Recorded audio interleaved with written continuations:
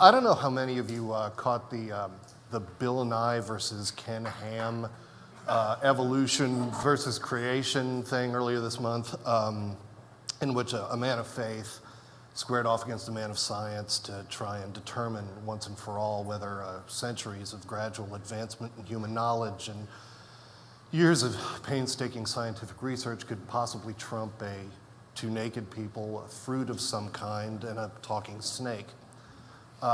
It seemed like a fairly needless exercise to me. What bugged me about it, okay, two things bugged me about it.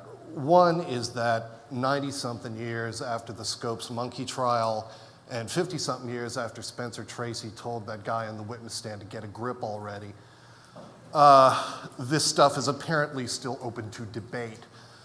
The other thing is that when you set up a debate between creationism and evolution, you're implying that the two occupy the same space, that they're in the same realm of reality.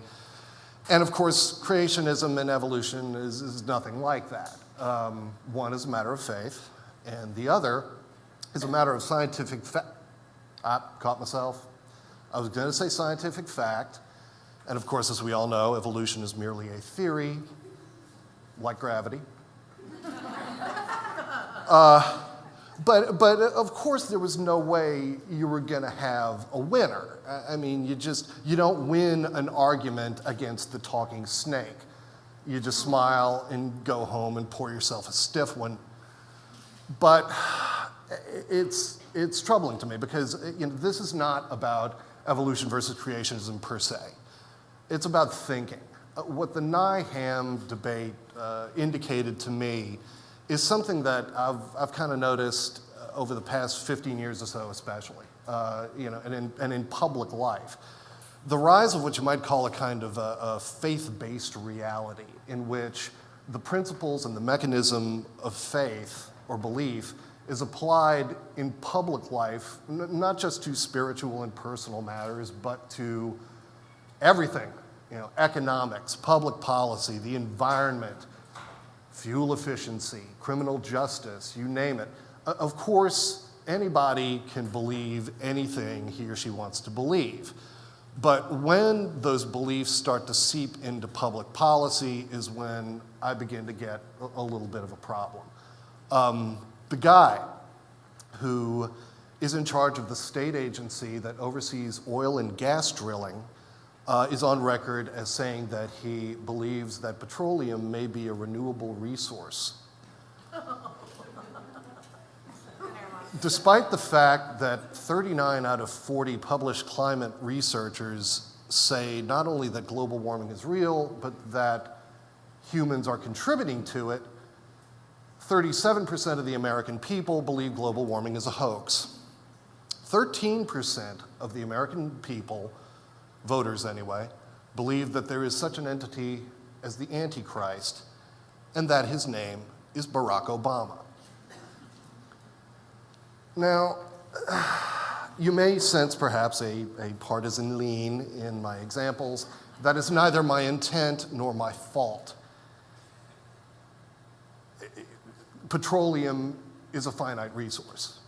Global warming exists, and the evidence that humans are contributing to it through greenhouse gas emissions is overwhelming. Barack Obama is a human. These are just facts. And it's one thing to have faith, and faith being traditionally defined as, belief in something, belief in that which is unseen. But it's one thing to believe in the absence of evidence, and entirely another to believe in the presence of a ton of evidence to the contrary. When you're doing that, you're not engaging in faith, you're engaging in delusion. I've been accused at times of wanting people to think exactly the way I do, and I don't. I just would like for people to think. But it seems to me that, especially in recent years, a lot of the technological advances that have helped enable us to communicate have paradoxically also enabled us to dwell within our own customized realities with sources of information that ignore or outright dismiss facts, with social media that tend to strengthen our preconceptions or reinforce our preconceptions rather than disseminate information, and reality TV shows that dress up complete nonsense in real life's clothing. And it's a problem because I think when you live in delusion and it becomes public, then you're kind of screwed. It's kind of like the culture, to me, seems to be engaged in this kind of creeping psychosis, and we'd better get the dosage right or we're screwed, and we may be there already. There's a term that you may have heard called confirmation bias. And it's we have fans, I guess. And it's a pretty simple concept. And we're all guilty of it. It's just human nature. And it basically just means we all tend to take in information and filter it through our preconceptions. And that's not always entirely a bad thing. But when writ large, it can be a problem. One example, a little more than a year ago, I went to work for a small marketing firm in another city. And on the morning of the first day on the job, I walked in and I was given an assignment to edit basically a blog post that the guy who was essentially the co-CEO of the company had written. And it was about altering sales techniques, the idea that people have kind of grown skeptical of institutions, and so salespeople, in order to be effective, have to be, or at least appear to be, more genuine. Okay, fair enough, valid enough, point. So I start reading, and he starts giving examples. It's like, gosh, the 2008 financial crash really undermined people's faith in financial institutions, and Congress has this terribly low approval rating, and Barack Obama has the worst approval rating of any president in the history of the Republic.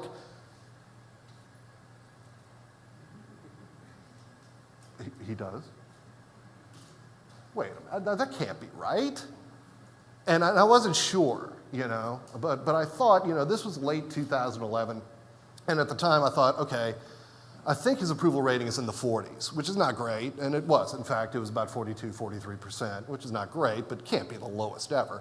So, I cast my mind back into the dim recesses of American history to think about what president might have had a lower approval rating than President Obama, and I was thinking, gee, I don't know, Rutherford B. Hayes with his Civil War beard, or, Chester Alan Arthur with a dead rodent on his face, or William McKinley, perhaps, which explains why Leon Czolgosz, still my all-time favorite presidential assassin name, shot him.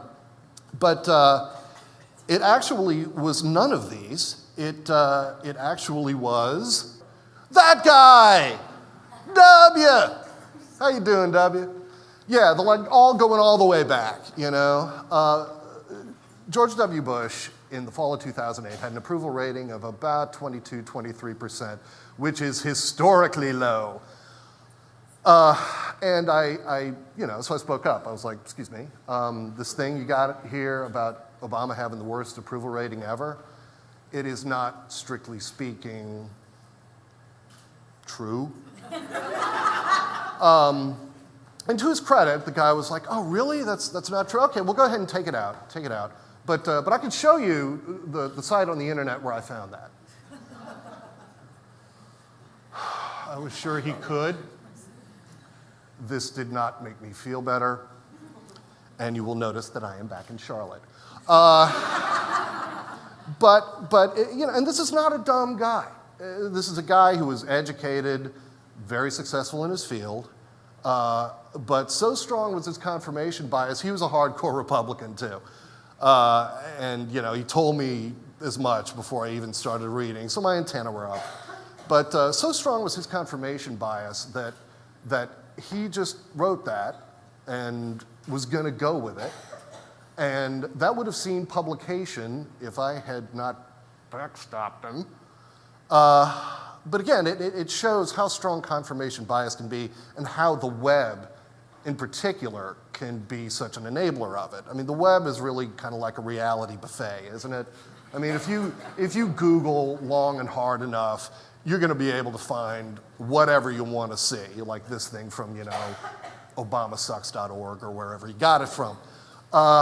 But that's the power of that, and that leads us to another phenomenon called the bubble.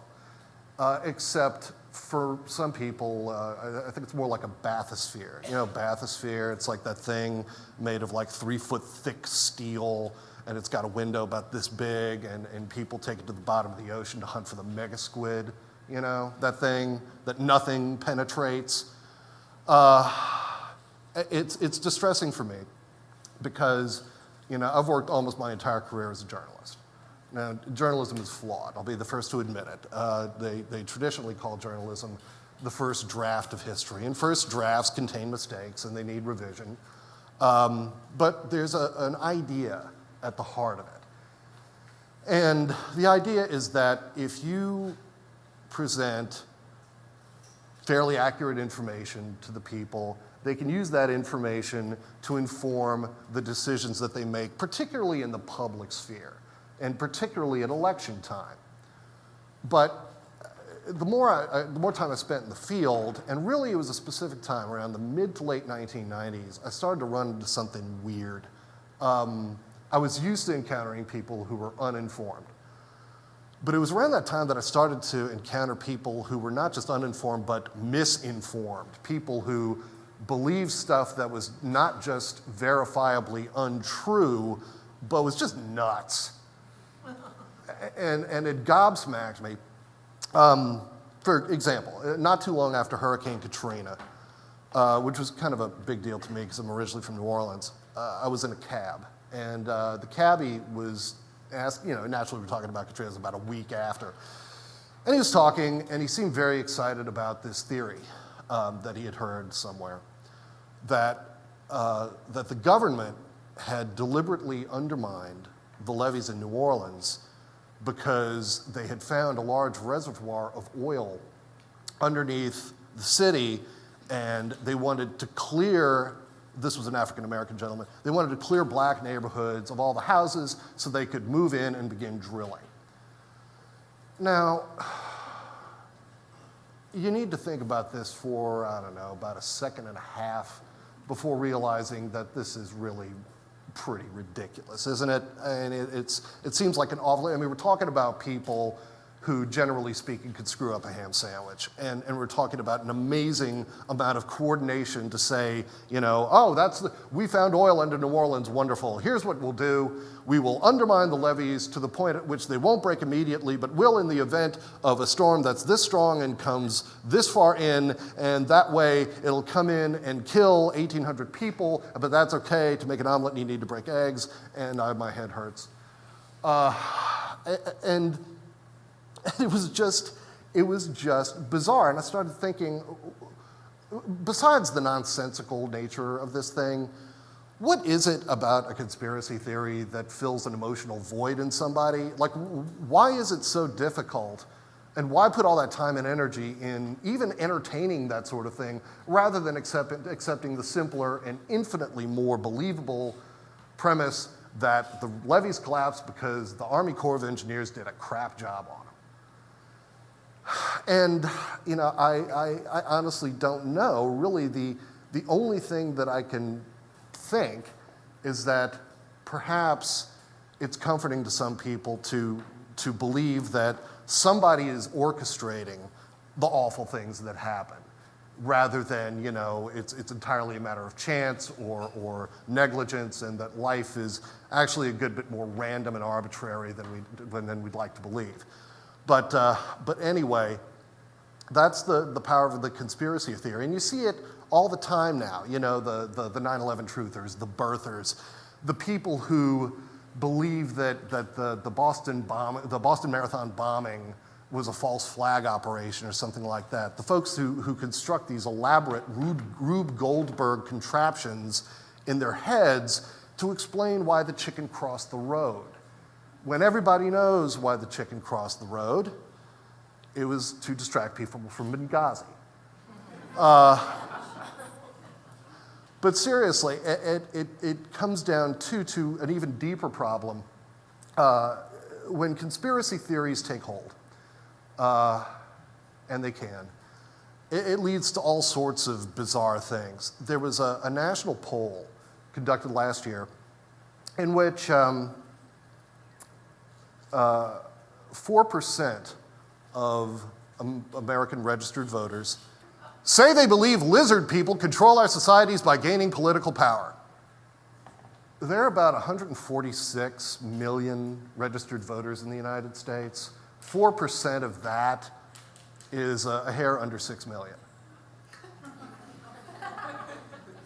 These people are registered to vote. And this is when I really began to get a sense of the problem. There was another study a few years ago that kind of gobsmacked me. It was a study from some guy from the University of Michigan. And in a nutshell, what they did was determine people's knowledge, or what they thought was knowledge, and then try to correct it with new or confirmed information. And what they found is that a pretty healthy percentage of the people that they studied, when confronted with the new information, instead of adjusting their thinking to accommodate it, would actually dig in deeper to what they already thought. And they called this, the researchers did, the backlash effect. And this was something where I really almost just kind of threw up my hands. Like what, okay, somebody like me, who sees the inherent value of providing information for people, if people are just gonna, if folks are just gonna dig in with the lizard people, what's the point? What am I doing? And honestly, I wish I could answer that. There's some hope. The same folks who did that study came back and said, well, given enough time and given some persistence, if people are presented with new information in a non-threatening way, over time, people's attitudes can change. Certainly my own experience, personal experience is a big factor in getting people to change their minds. But ultimately, what to do and can it be accomplished through, journalistic means? I don't think so. I don't know. But what I do know is this. We gotta think. I mean, we gotta think critically. And really when we think critically, all we're saying is think. Because when we're basing public policy and public decisions on nonsense, we end up like, Charlotte traffic last week in the snowstorm. It's like everybody's sealed in their own little sealed containers, half blind, facing every conceivable direction. Everybody's stuck in place, spinning their wheels, and it's a giant unmanageable mess. When we base our public policy on the facts that are known, imperfect or incomplete though they may be, it's more like Charlotte traffic on a normal day. Still a mess, but a more manageable and solvable mess that at least we can all be sort of faced in the same direction. Because, to paraphrase Daniel Patrick Moynihan, we can have our own opinions on the facts, but we can't have our own facts.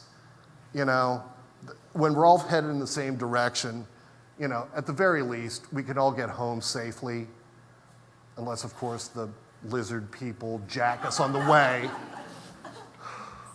Thanks very much.